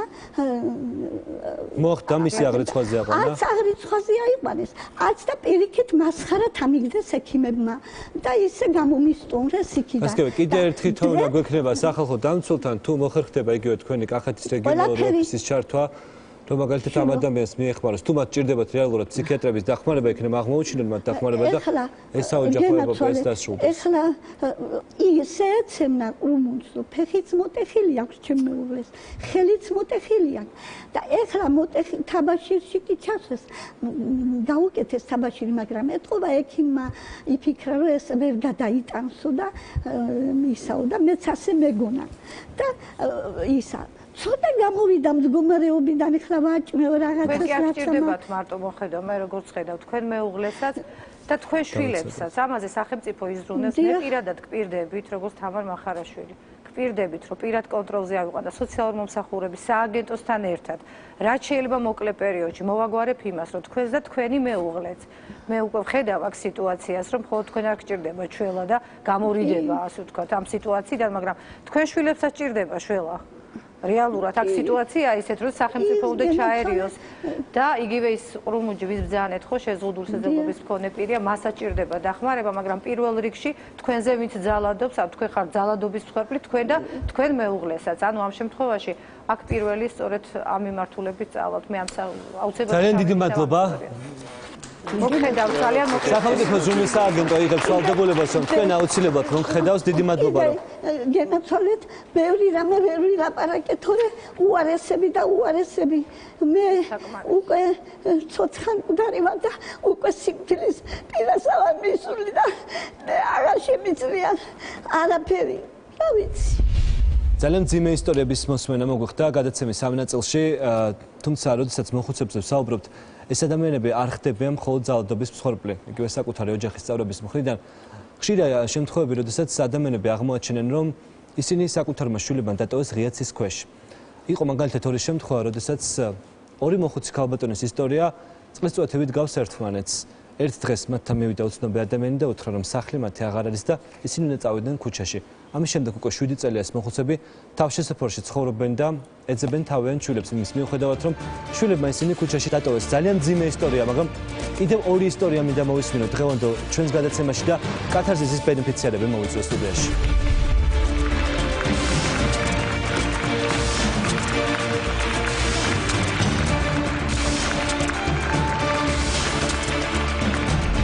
ქალბატონი ნინა და ქალბატონი ლამარა. ისინი ერთად ცხოვრობენ კათარზისში. მას შემდეგ რაც აღმოაჩინეს, რომ მათი სახლი შვილებმა გაყიდეს და ეს ადამიანები აღმოჩნდნენ ქუჩაში. ბღავს ერთადერთი შვილი მალხაზუნდინოს მოვიდა დედამ დამდებენ მომკლავენ ფული უნდა რაღაც სახლი გავყიდე რომ გავყიდო მეთქი მე სად უნდა ვიყოთ რაღაცა და მეთქი მაინც იმდენი გავყიდეთ და ჩუბინო იძულებული ვიყავი მე კათარზის მოვედი მიმიღეს და 2 წელია მანდა არ ვიცი არაფერი ჩემი შვილის ამბავ თუ შეიძლება ამინ თუ შევატყობინო იქნება გაღმაურება მინდა იქნება გამოჩნდეს მეთქი თუ შეიძლება ამ გადაცემაში ქალბატონი ლამარა მოვიდა ერთადერთი თხოვნით. მიუხედავად იმისა, რომ მისი ისტორია საკმაოდ მძიმეა, ის საკუთარმა შვილმა დატოვა ქუჩაში, ის ახლა ცხოვრობს კათარზისში და თავის მეგობრებთან ერთად დაიწყო ბოლო რამდენიმე წელია ახალი ცხოვრება. ამის მიუხედავად მას აქვს ერთადერთი სურვილი, კიდევ ერთხელ მაინც ნახოს თავისი შვილი, რომელიც უკვე თორცდების 7 წელი არ უნახავს. ზუსტად იდენტურია ქალბატონი ნინას ისტორიაც. როდესაც ერთ ბედნიერ დღეს მასთან უცნობი ადამიანები მივიდნენ და უთხრეს, რომ სახლი უნდა დაეცალა. ჩემი შვილი ცხოვრობდა უკრაინაში. მე გაშორდა, ჩამოვიდა ჩემთან. მით ძრა რო იყო, ბინა მომწა სახალე, მე ვიფიქრე რა ჩემს გავაფორმო ჩემ შვილზე, მე უკვე ბებერი ვარ და რა დაკეცამება გავაფორმე. მაგან კიდე მე მუშაობდი, ესენი ელა გაყიდა. და მე არც კი ვიცოდი და გაიპარა სახლიდან. ხედა არ არის ვიფიქრე სად არის. მე ბოლოს ხედა მოვიდა ვიღაც კაცი და აკაკუნებს გავაღე. მე რა გინდათ ეს ბოდიში ჩემი სახლი არის როგორ მე ვიყიდე სახლი გავარე და ეს ჩემი არის. ну მე გადავედი მე ქირი ცხოვრობდი მინამ ცოტა კიდე მუშაობდი მე რომ მუშაობდი მე წავედი კატარგიში და იქ მიმიღეს და იქ ცხოვრობდი ძალიან კარგი ხალხი არის ეს ადამიანები შეიფარა სათნოების სახლმა კათარზისის წარმომადგენელი ახლა ჩვენთან სტუდიაში იმყოფება ქალბატონ გულიკო რამდენად ხშირია როდესაც თქვენთან ადამიანები ხვდებიან მსგავსი პრობლემებით როდესაც ისინი უბრალოდ ერთ დღეს აღმოაჩენენ რომ მათ აღარც სახლი აქვთ, აღარც კარი აქვთ და ისინი უბრალოდ აღარავის აღარ ჭირდება. დღის განმავლობაში რამოდენიმე მსურველი გვაკითხავს დაახლოებით 4-5 ხანდაზმულის ჩვენთან დატოვების ან უშუალოდ თვითონ ხანდაზმული ცხოვრების სურვილით. აი ეს ქალბატონები, რომლებმაც აქ თავისი ისტორია მოყვეს, მერწმუნეთ მათი ისტორია, როდესაც ისინი პირველად მოვიდნენ კათარსისში და მოგვიყვეს ისტორია ძალიან განსხვავდებოდა იმ ისტორიისგან, რომელიც ახლა მათ მოყვეს. კამერის წინ და საერთოდ ეკრანის წინ ცოტა უჭერთ ალბათ საუბარი ამ ადამიანებს და განსხვავდებოდა სიმწავის ხარისხით მინდა ვთქვა. იცით რა, ამ შემთხვევაში ალბათ მუშაობს მშობლის ინსტინქტი, დედის ფაქტორი. ისინი დედები არიან და მიუხედავად ასეთი მძიმე ისტორიისა, მაინც ცდილობენ ცოტა ისეთი მსუბუქი ფორმით გამოთქვან საყვედური შვილების მიმართ. თქვენ ვერ მოისმენდით რაღაცეთ ფრაზებს შვილების მისამართით, შვილი მაინც მათთვის შვილია, ხო? აგერ ეძებს კიდეც ქალბატონი და სთხოვს რომ გამოეხმაუროს. ჩვენ გვყავდა ქალბატონის 3 შვილის დედა, რომლის შვილმა მსგავსად აი ამ ორი ქალბატონისა გაუყიდა მას ბინა უცხოეთში წასვლის სურვილით, დატოვა ცის ქვეშ დედა. შემდეგ ეს ქალბატონი გარდაიცვალა და 3 შვილიდან არც ერთმა არ მოაკითხა, წარმოიდგინეთ, ჩვენი დასამარხი გახდა ქალბატონი, იმის ორი შვილი მისი საქართველოში ცხოვრობდნენ. საკმაოდ მძიმე ისტორიებია, ასე წირავენ საკუთარი შვილები, ახლობელი ნათესავები, რომლებიც ზოგჯერ მოტყუების, ზოგჯერ მათთან შეთანხმებით ჩაიგდებენ ხოლმე ქონებას და ბინას ხელთ და შემდეგი მოვლის გარანტიით, მაგრამ აღარ უვლიან ხანდაზმულებს და დატოვებენ ღია ცის ქვეშ. ხანდაზმულთა პანსიონატში, როდესაც აბძანდებით, პირველი რასაც მოგიყვებიან ისტორიას, ყველაზე მწარედ რაც ახსოვთ და სავიზიტე ბარათი ჩვენი ხანდაზმულთა პანსიონატზე რაც არის ერთი ისტორია, რომელსაც ყველა ხანდაზმული ყვება. ძალიან მწარედ ახსოვთ, როდესაც გაჩერდა ხანდაზმულთა პანსიონატთან ბოლო მოდის ჯიპი, საიდანაც გადმობზანდა 2 ქალბატონი და ყველა თითზე ეკეთათ ბეჭდები ასხმული და მოიყვანეს დედიკო დაწესებულებაში ჩასაბარებლად.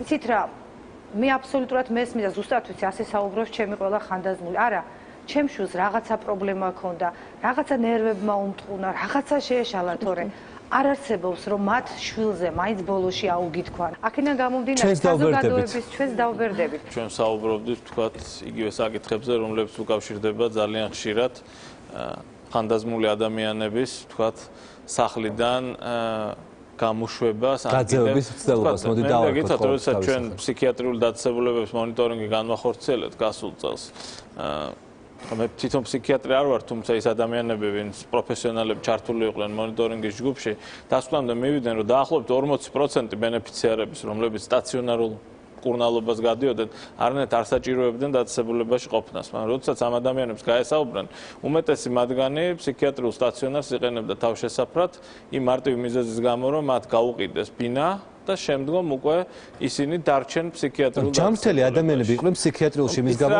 შეიძლება მათ რაღაცა სახის ფსიქიკური აშლილობა ჰქონდათ, მაგრამ ისინი საჭიროებდნენ მაგალითად იგივე გარე სერვისს, ანუ როდესაც ხდება ჰოსპიტალ გარე სერვისით ადამიანის მომსახურება, მაგალითად გარკვეული პერიოდულობით იღებს გარკვეულ წამალს, მაგრამ მისი მდგომარეობა არანაირად არ ითვალისწინებს მის სტაციონარში მოთავსებას. ძალიან დიდი მადლობა. ეს არის ყველაზე ცხელი ток-შოუ. გადაცემის მესამე ნაწილში რამდენიმე წუთში რეკლამის შემდეგ ვისაუბრებთ ცნობილი ქართველების ისტორიებზე, რომლებიც ოჯახური ძალადობის მსხვერპლნი გახდნენ და ფეხმძიმეების ძალადობაზე. დამერწმუნეთ, ფერად უფრო დაუჯერებელი ისტორიები ფინალურ ნაწილში გელოდებათ. დროებით.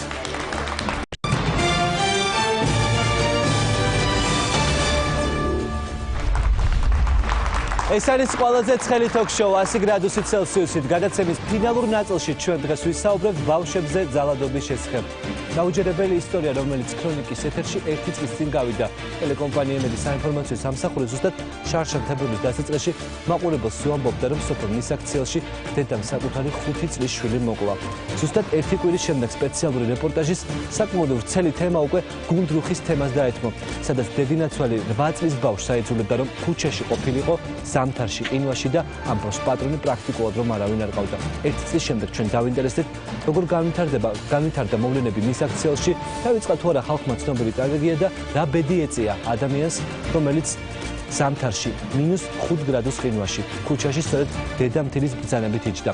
ლევან ჩხაიძეს დავპატიჟე ტელეკომპანია იმედი ჟურნალის სახლის სტუდიაში, რომელიც სპეციალურად დღევანდელი გადაცემისთვის ჩავიდა მისაქციელში და ჩავიდა სოფელ გუნდრუხში და ამ თემაზე რეპორტაჟი მოამზადა. ლევან, პირველი კითხვა, როგორც მე ვიცი, რომელიც ჩვენ დასვი იგივე მისაქციელში ან გუნდრუხში მუშაობის დროს იყო ერთი. გახსოვთ თუ არა ეს ტრაგედია, ახსოვს ხალხს კიდე ეს ამბავი? რაც მინდა ვთქვა, პირველ რიგში არავის არ სურს ამ თემაზე საუბარი, ძალიან ძნელია ტრაგედია, რომელსაც მთელი საქართველოს შეძრა, რომ არ ახსოვდეს მისაქციელში მცხოვრებ ნებისმიერ ადამიანს. მაგრამ არავის არ უნდა ამ თემაზე საუბარი, ჩვენ ვნახეთ ისეთი ადამიანებიც, რომლებმაც თქვეს, რომ საერთოდ არაფერი არ იციან ამ ტრაგედიის შესახებ.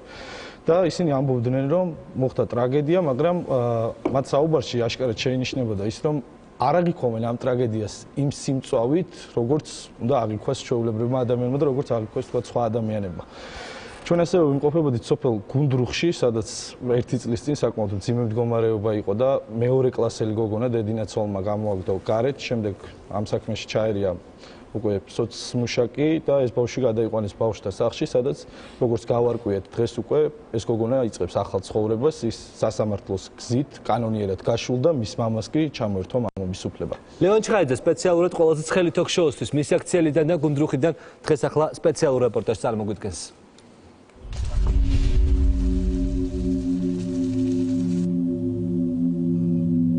ბოლო დროის ყველაზე რეზონანსული ტრაგედია მის აქციელში ერთი წლის თავზე დაივიწყეს. საკუთარი დედის მიერ მოკლული შაკო ციკლაური აქ მხოლოდ ბუნდოვნა დახსოვთ. შაკოს მეგობრები ახლა მის გარეშე ერთობიან. სოფელში კი ბოლო დროის ყველაზე გახმაურებულ ამბავზე საუბარი ახსოვთ.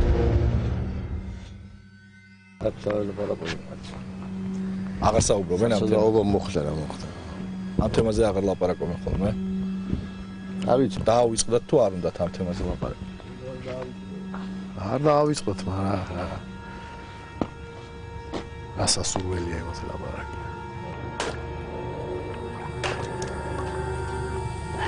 კვლელობა ამ სახლში მოხდა. დედამ 5 წლის შვილს თავში შეშა ჩაარტყა. მიღებული ტრავმა კი ბავშვისთვის სასიკვდილო აღმოჩნდა. 5 წლის შაკო ციკლაური ამ სახლში მამინაცვალთან ერთად იზრდებოდა.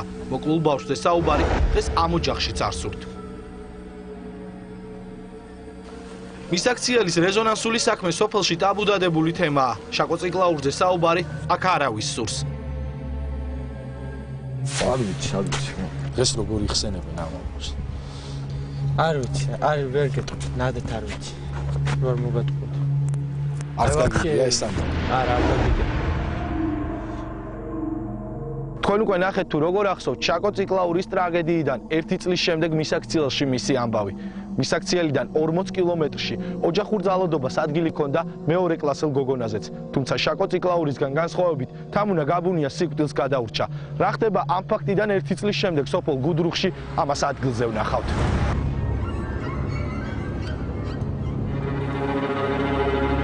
ბავშვებზე ძალადობის კიდევ ერთი რეზონანსული ამბავი სოფელ გუდრუხიდან. 1 წლის წინ ამ ისტორიამ მთელი საქართველოს შეძრა. აღმოჩნდა, რომ 8 წლის თამუნა გაბუნიას ამბავი, ის რაც დღემდე მცირე წლოვნებზე ძალადობის რეზონანსული მაგალითია, თავად ამ სოფელში არავის ახსოვს. სახლიდან 8 წლის ბავშვს ზამთარში ქუჩაში აგდებდნენ და თოლში, ღია ცის ქვეშ ცხოვრებას აიძულებდნენ.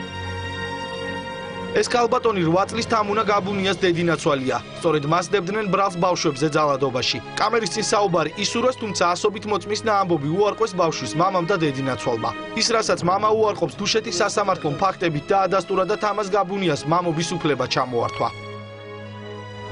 ჩემი აზრით იმას ვგონი, რომ სტუდენტები ყო გადაწყვეტილება სასამართლოში, არ იყოს სასამართლოს სტუდენტი გადაწყვეტილება. და როგორ იყო, თუ გადაწყვეტილება ესე იყო, მაშინ ეს უნდა ყოფილიყავი იქ ხომ სიტყვაზე, რომ მე ჩემთვის უნდა ეკითხა ერთი ორი სიტყვა, ეთქვა რომ რაღაცა ესე რაღაცა რო იყო და რა იყო და როგორ იყო, რა ხდებოდა რა იყო.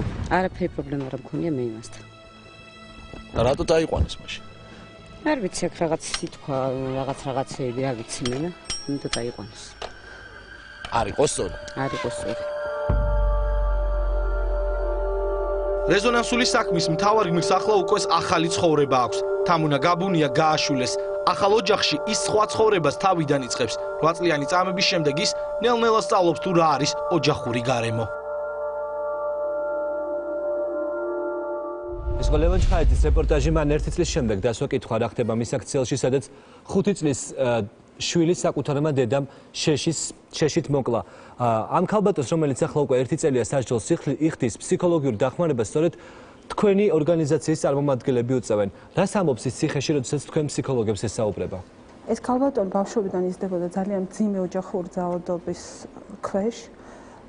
გათხოვდა ერთხელ, შეხვდა მოძალადე მეუღლე, მეორეჯერ აქაც ძალადობას ძალიან ხშირად ჰქონდა ადგილი. მეუღლე ძალიან ხშირად ძალადობდა მასა. ბავშვის ცემა მისთვის იყო ეს ჩვეული ყოფითი ქცევა. ძალადობის შემდგომ, რასაც მასე ქმარი ახორციელებდა, მსხვერპლი ყოველთვის ეძებს. ის ამბობს, რომ კვლობა მისი მიზანი არ ყოფილა. არა. ანუ იგი ჩვეულებრივად სცემდა თავის მსხვერპლს, ანუ ამ შემთხვევაში ბავშვს და ეს ჩვეულებრივი ამბავია. ვის ადანაშაულებს ის ამ კონდიციაში მიყვანამდე? თავის ცხოვრებას. ანუ ჩემთვის ეს არაფერი არ იყო, ეს იყო ჩვეულებრივი ქცევა. მე ასე გამზარდეს, მე ვთვლიდი, რომ ჩვეულებრივად ვსჯიდი ჩემს შვილს. ჩემი მიზანი მკვლელობა არ ყოფილა, უბრალოდ მას ეს ბავშვი თვითონ როგორც ამბობს, შემოაკვდა, რაც არ უნდოდა და ძალიან განიცდის ყოველ ღამე ეს სიზმრება საკუთარი შვილი, რომელსაც შველას თხოვს და მართლაც ძალიან განიცდის და განიცდის იმასაც, რომ მას დედობის უფლებაც ჩამოართვეს. ძალიან დიდი მადლობა ქალბატონო ნატო. ახლა ჩვენ შეგვიძლია პირდაპირ ეთერში ჩავრთოთ ძალადობის ერთ-ერთი მსხვერპლი ქალბატონი. ის ძალადობას განიცდიდა საკუთარი ნათესავის მხრიდან, კონკრეტულად საუბარია დეიდაშვილის ქმარზე, თუმცა ამ გოგონამ საკუთარი ვინაობის გამხელა არ ისურვა.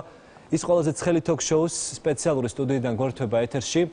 ძალიან დიდი მადლობა ვიკა იმისთვის, რომ შემოგვერთდი და ხარ ჩვენი სტუმარი. მე ვიცი, რომ საკმაოდ მძიმეა შენი ისტორია, შენ გახდი ძალადობის მსხვერპლი საკუთარი დეიდაშვილის მეუღლის მხრიდან. რაში გამოიხატება კონკრეტულად ეს ყველაფერი მოგვიყევი? გამარჯობათ.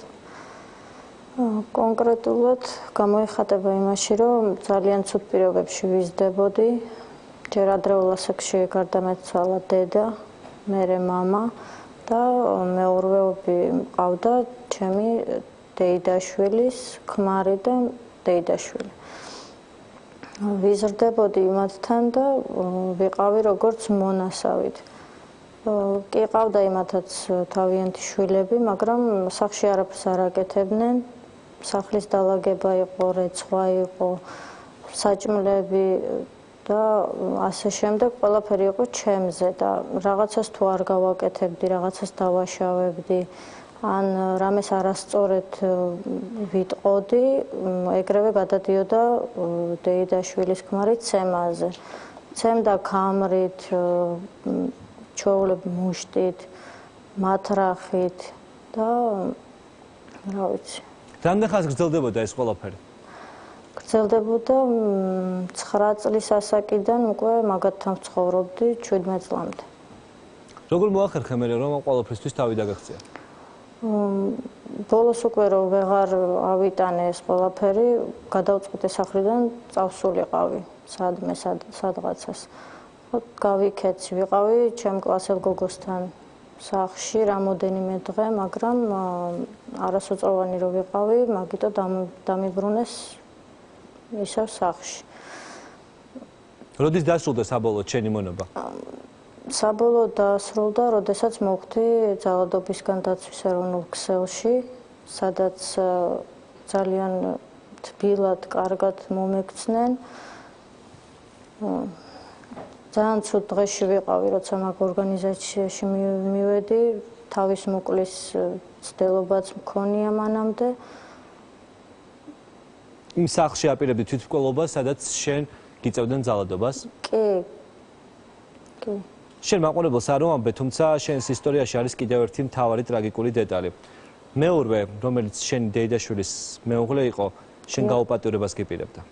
დიახ, იყო ძალიან ბევრჯერ ეგეთი მცდელობა, მე მეშინოდა საერთოდ სახლში მარტო დარჩენა მაგ ადამიანთან, მაგრამ იძულებული ვიყავი ხოლმე. ხან სად პადვალში დავიმალებოდი, ხან ჩერდაკში ჩავიკეტებოდი, სანამ დანარჩენი ოჯახის წევრები მოვიდოდნენ სახლში, რომ არ მომყარებოდა და ანუ არ მომხდარიყო. რატომ ხარ შენ ახლა თავშესაფარში? გეშინია რომ ისევ გახდები ძალადობის მსხვერპლი თავიდან, შენ ხომ უკვე სრულწლოვანი ხარ? კი. ანუ რისკი იმის რომ შენ ისევ შეიძლება გახდე დევნის ობიექტი დიდია? მე მგონი კი.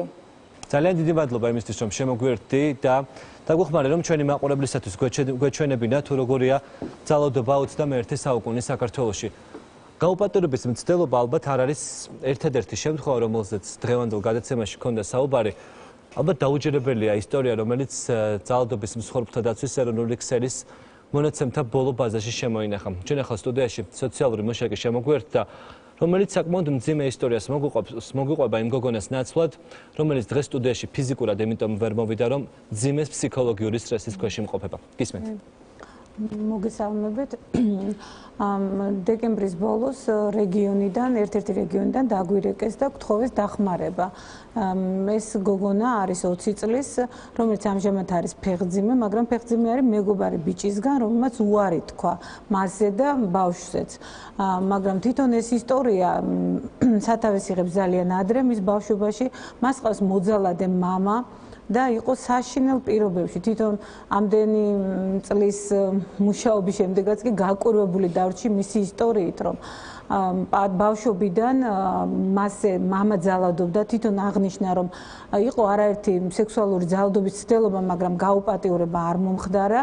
და ოჯახში მოყავდა მამა სუბუქი ყოფაქცევის ქალები, ამის გამო დედას ცემდა სასტიკად და დედა კიდევ უმოწყალოდ უსწორდებოდა თვითონ ამ გოგონას. ამ გოგონას ყავდა პატარა ძმა და როგორც აი წეგან თქვენმა ერთ-ერთმა რესპონდენტმა აღნიშნა, მონურ ცხოვრებაში, მონურად მაცხოვრებდნენ ჩემი საკუთარი მშობლებიო. მე უნდა გამეკეთებინა ყველაფერი და შემდეგ უკვე შეიძლება ღამე უკაცრავად ბოსელში გამეთია, იმიტომ რომ ცემის შედეგად ხან სარდაფში, ხან ბოსელში, ხან სხვაგან მიწევდა დარჩენა. შემდეგ ეს მამთარ დამთავრებულა მასე ძალადობა, ვიღაც ბიჭს მოსწონდა, ერთ-ერთ ბიჭს, რომელსაც აღმოჩნდა, რომ ცოლ-შვილი ყავდა, მას მოუტაცია შემდეგ ეს გოგონა. და წაუყვანია რომელიღაცა ქალაქში, სადაც ყოლია დაბმული, ეს რომ მოვიდა და უკეთებდა ნარკოტიკებს, ეს გოგონა რომ მოვიდა აზრზე, უკვე ნახა რომ გაუპატიურებული იყო, ნუ ის ბიჭი აღიძრა სისხლის სამართლის საქმე, დაეხმარა პოლიცია, დაკავებული ყოფილა ეს ბიჭი და ნუ მე შემდეგ იფიქრა, რომ ასე დამთავრდებოდა ეს ყველაფერი და გაიცნო ვიღაცა მეგობარი ბიჭი, რომ შეყვარებულები იყვნენ, მაგრამ ნუ რომ გაიგო ამ ბიჭმა, რომ მისგან იყო ორსულად, მეატოვა და ემუქრებიან არა მარტო თავის საკუთარი მშობლები, იმ ბიჭის მშობლებიც და თვითონ ეს ბიჭიც. ახლა ეს გოგონა იმალება თავშესაფარში. თავშესაფარში დიახ, ჩვენთან და ბოლოს რაღაცა ჩვენი იმედი აქვს, რომ რაღაც არც უსწავლია, სკოლაშიც არ ქონდა საშუალება რო ევლო და ახლა ჩვენ ვცდილობთ რომ რაღაც დახმარება გაუწიოთ, რაღაცა ხელობაში ავასწავლოთ, რომ შემდეგ შეძლოს მან თავის შვილთან ერთად ცხოვრება გააგრძელოს. ძალიან ხშირია შემთხვევები, როდესაც გოგონა ხდება ძალადობის მსხვერპლის, შემდეგ იბადება ბავშვი და მას აღარ აქვს სურვილი, რომ ის იყოს მისი შვილი. ანუ იყო შემთხვევა, როდესაც ამ გადაცემაზე მუშაობდით ერთ-ერთი ქალბატონი, რომელიც ამბობდა, რომ ის ცხოვრობს ახლა მოცუბიძის ქუჩაზე მდებარე ერთ-ერთ თავშესაფარში, ის არის ფეხმძიმე, თუმცა გადაწყვეტილი აქვს უკვე რომ ბავშვს, რომელსაც გააჩენს, რადგანაც ეს ბავშვი არის ძალადობის შედეგად ჩასახული, ის უბრალოდ ამ ბავშვს მიატოვებს.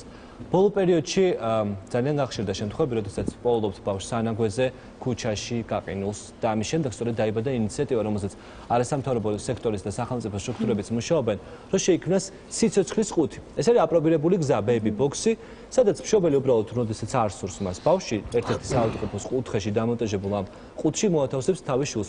ეს შეიძლება ქალბატონად გამოსავალი იყოს სიტუაციიდან. იმ ადამიანებს, ვისაც არავინ არ ყავთ გულშემატკივარი, ფაქტობრივად არიან მარტოსულები, საოცრად მძიმე სტრესულ მდგომარეობაში, მიდიან სწორედ იმ უკიდურეს საქცელს, იმ დანაშაულს, რასაც შვილის მიტოვება ქვია და შვილის მოკლა. გამოვალ სიტუაციაში ვერ საზღვრავენ უკვე რას აკეთებენ ძალიან ხშირად. ეს ყუთი რა თქმა უნდა ვერ მოხსნეს მთელ პრობლემას, მაგრამ ვფიქრობ თუ კი გადარჩება თუნდაც ერთი სიცოცხლე, ვფიქრობ ძალიან მნიშვნელოვანია. მაგრამ კი გამოასწორებს რეალურად სიცოცხლის ყუთის შემოღება საქართველოში ბეიბი ბოქსი მდგომარეობას იმის გამო რომ ელემენტარულად შეიძლება იყოს 10-ით მეტი გადარჩენილი ჩვილი სიცოცხლე. ეს მართლაც ისეთი ცნობილი მექანიზმია მთელ მსოფლიოში, ძალიან ბევრ ქვეყანაში შეიძლება ითქვას საუკუნეები ეს არსებობს. ეს არის ერთ-ერთი მეთოდი იმისა, რომ თქო პრევენცია მოხდეს არასასურველ პირობებში და არასწორად ბავშვების მიტოვების, თუმცა უნდა ვთქვა, რომ ეს არ არის პრობლემის გადაჭრის ბუნებრივია ძირითადი საფუძველი, ვერანაირად ვერ იქნება, იმიტომ რომ თავისთავად მექანიზმები სხვადასხვაა. ბავშვის მიტოვება ეს არ ნიშნავს, რომ ეს მხოლოდ ძალადობის რაღაც შედეგია. ეს ხშირ შემთხვევაში კიდევ უფრო ხშირად ეს შეიძლება იყოს უბრალოდ არასასურველი ორსულობა, იმის გამო რომ არ მოხდა პრევენცია, თავის დროზე არ არის ინფორმაცია, თქვათ რაღაც სოციალური პრობლემები, ეკონომიკური, თუნდაც რაღაც ფსიქოლოგიური მდგომარეობა დედის ამ შემთხვევაში და როგორც ჩვენ ვიცით, ეს სპეციფიკაა მაინც რომ პირველი რამდენიმე კვირის განმავლობაში საშუალოდ თქვათ 4-6 კვირა ძალიან სპეციფიურია დედის მდგომარეობა და შეიძლება მან რაღაც ნაბიჯი გადადგას. ისეთ შემთხვევებში, რომელიც დამძიმებულია, თქვა გარკვეული არასასურველი ისტორიით და ანალიზით. ბოქსი ხომ გადაარჩენს გარკვეულწილად ბავშვს. არა, მე იცით რა, ამ ხრივ რა თქმა უნდა შეიძლება იყოს თქვათ ეფექტური და ამ შემთხვევაში მე ვპასუხობ თქვენ კითხვას, ეს იქნება თუ არა რაღაც გადაწყვეტა საკითხის. ვერა, მაგრამ ალბათ ეს შექმნის გაცილებით უკეთეს ვითარებას, ვიდრე გვაქვს ჩვენ დღეს. პოლიტიკა არის ესეთი, უნდა იყოს მიმართული იქითკენ, რომ ამ შვილების შენარჩუნება მოხდეს დედების მიერ. ჩვენ გვაქვს ესეთი შემთხვევები, ჩვენ წელიწადში 2-3 მშობიარობას, როდესაც ოჯახში ძალადობის მსხვერპლები ვიღებთ ფეხმძიმე მდგომარეობაში, სახელმწიფო აფინანსებს მათ მშობიარობას. შემდეგ მიდის მუშაობა იმას, როდესაც ისინი მათ აქვთ ესე განზრახვა რომ ბავშვი არ იყოს. ჩვენ გვქონდა 2 ასეთი შემთხვევა, სხვათა შორის ორივე დედამ დაიტოვა შვილი საბოლოოდ. აქ მთავარი ის არის, რომ წარსულს კი ვერ შევცვლით, წარსულისადმი დამოკიდებულება უნდა შევცვალოთ და თუ ეს დამოკიდებულება იცვლება, უკვე შესაბამისად აწმყოშიც იცვლება მათი აწმყოს მიმართ მათი დამოკიდებულებას და ფაქტობრივად იცვლიან გადაწყვეტილებას იტოვებენ ამ ბავშვებს. თუმცა, მე ხა ვერი ბოქსის და სწორედ ამას გულისხმობ, რომ თუ კი საბოლოოდ არცაც ასასვლელი არ ქონდა ამ ადამიანს და აუცილებელი გახდა იმას, რომ თუმცა შევთანხმდეთ, რომ ეს სერვისიც უნდა არსებობდეს. არა, ეს უდაოდ ახლა არსებობდეს, ჰუმანურია რა თქმა უნდა. ჰუმანური ერთია. ნუ წარმოვიდგენთ, რომ ეს იქნება რაღაც ალბათ სავალდებულო, ეს რომ ყველგან გაჩნდეს ეს ბეიბი ბოქსები და იყოს რეკლამა იმისა, რომ მოიყვანეთ ბავშვები ჩააბარეთ. ასე არ მოხდება. ძალიან დიდი მადლობა. ეს იყო გიგი წერეთელი, ეს იყო ყველაზე ცხელი თოქ-შოუ და ჩვენ შევეცადეთ, რომ დღეს მაყურებლისათვის წარმოგვიდგინა ძალადობის ყველა ფორმა.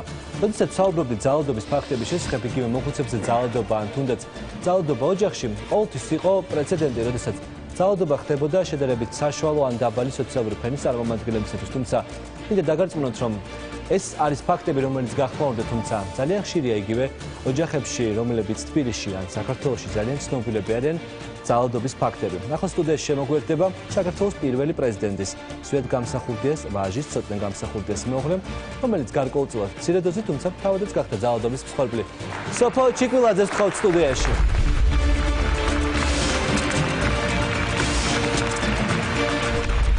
რომ შენ შემთხვევაში როცა შეეცეთ იქორწინე, შენზე იყო ძალადობა ოჯახის მხრიდან? ანუ ამას მე ძალადობას ვერ დავარქმევ, მინდა აღვნიშნო, რომ ძალიან ბევრი ისტორია მოვისმინე დღეს. ამასთან შედარებით, ჩემი უბრალოდ კონფლიქტი შეიძლება იყოს, ანუ რაც ჩემსა და თქვა ცოტა შორის გაუგებრობა უფრო და რა კონფლიქტი. არ არის ჩემი აზრით ეს ძალადობა.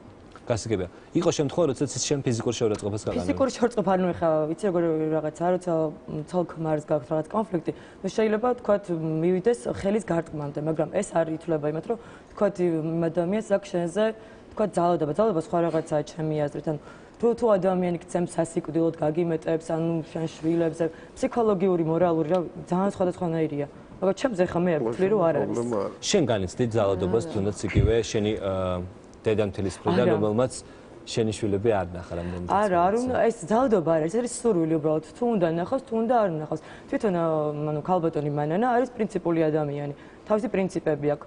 აქვს თავისი სიამაყე. რომელიც თქვა შეიძლება არ გადააბიჯოს, იმიტომ რომ შეიძლება ელოდება ჩემს ნაბიჯს, ხო? გადავდგავ ამ ნაბიჯს და მე ვანახებ. და მეც საკმაოდ დამაყივარ და რაღაც შენ ერთ ბოლო ინტერვიუში მე წავიკითხე ფრაზა, როდესაც წერდი, რომ შენ აპირებ შენი ქმრის მონახულებას ციხეში, თუმცა გაქვს აპირებდი, თუმცა გაქვს იმისი შიში, რომ შეიძლება იქნებ ცოცხალი ვერ გამოვიდე. ცოცხალი ვერ გამოვიდე, რა ცოტა სხვანაირად იყო მოტრიალებული პასუხი. მე ვთქვი, რომ მე ვაპირებდი შესვლას, მინდოდა რაღაც გარკვეული კონსტატაციები გამიარა ცოტნესთან. მაგრამ მე არ ვიცი მისი ჩემდამი დამოკიდებულება ამ მდგომარეობაში. არ ვიცი ის, რას ფიქრობ ჩემზე ცუც კარს. როგორც შენი ასევე ძველი სატელევიზიო ინტერვიუებიდან ვიცით, შენი მეუღლე მე მგონი იყო კიდევაც წამალდამოკიდებული. ანუ ეს წამალდამოკიდებული უფრო არის, მე ვიტყოდი, არა მარტო პრობლემა არის ფსიქოლოგიური. იგივე როგორც ვთქვათ, რაღაც ავანტყოფობას ვთვლი მე ამას. დამსჭირდება მკურნალობა. ანუ ჩემი აზრით ეს არის. და რთული ოჯახში ცხოვრება, როდესაც ანუ რაღაც მცირეწლოვანი ხარ, მაშინ ალბათ ცოტა გიჭირს, მაგრამ ეს ჩემი გადმოსახედიდან ალბათ არა. თუმცა შენ ხარ ახლა იმ კონდიციაში, რომ პატარ-პატარა კონფლიქტების მიუხედავად, მაინც ფიქრობ, რომ ოჯახის მდგრადობის შენარჩუნება არის შესაძლებელი. შესაძლებელია, კი, რა თქმა უნდა, თუ ორივე მხარე რაღაც გარკვეულ დათმობაზე წავა. ანუ ისევ და რა თქმა უნდა, ფსიქოლოგიურად არ არის ან ერთი ან მეორე მხარე არ დაბალანსებული. ძალიან დიდი მადლობა იმისთვის, რომ შემოგვერთდით და იყავით ჩვენთან სტუდიაში. ეს არის პრეცედენტი, როდესაც გოგონას თავის საკმაოდ ცნობილ მეუღლესთან აქვს კონფლიქტი შედარებით მცირე მასშტაბის, თუმცა ის მაინც ფიქრობს, რომ ოჯახის კონფლიქტი არ არის, ეს ჩემი აზრით. ოჯახის შენარჩუნება ღირს. დიდი მადლობა, ეს იყო სოფო ჩიგულაძე. ეს იყო ყველაზე ცხელი ток-შოუ ქართულ სატელევიზიო სივრცეში. მადლობა ყველას, ვინც შემოგვერთდა და ეს საათნახევარი ჩვენთან ერთად გაატარა. ჩვენ შევეცადეთ ყველაზე მწვავე თემა ოჯახი და კონფლიქტი თქვენთვის სხვადასხვა რაკურსით გვეჩვენებინა. გვიხარია ისიც, რომ დღევანდელ გადაცემას კონკრეტული შედეგებიც მოყვა. მაგალითად, მოხუცებული ქალბატონი, რომელსაც საკუთარი ორი შვილი და მეუღლე ყოველდღიურად სცემენ მოხუცებულთა თავშესაფარში აღმოჩნდება, ასევე უამრავი გადაცემის სხვა სტუმარი იურიდიულ დახმარებას მიიღებს. მადლობა მათ, ვინც შემოგვერთდა, შევხვდებით ისევ ერთი კვირის შემდეგ, ისევ იმედის არხზე, ისევ ყველაზე ცხელი თემით.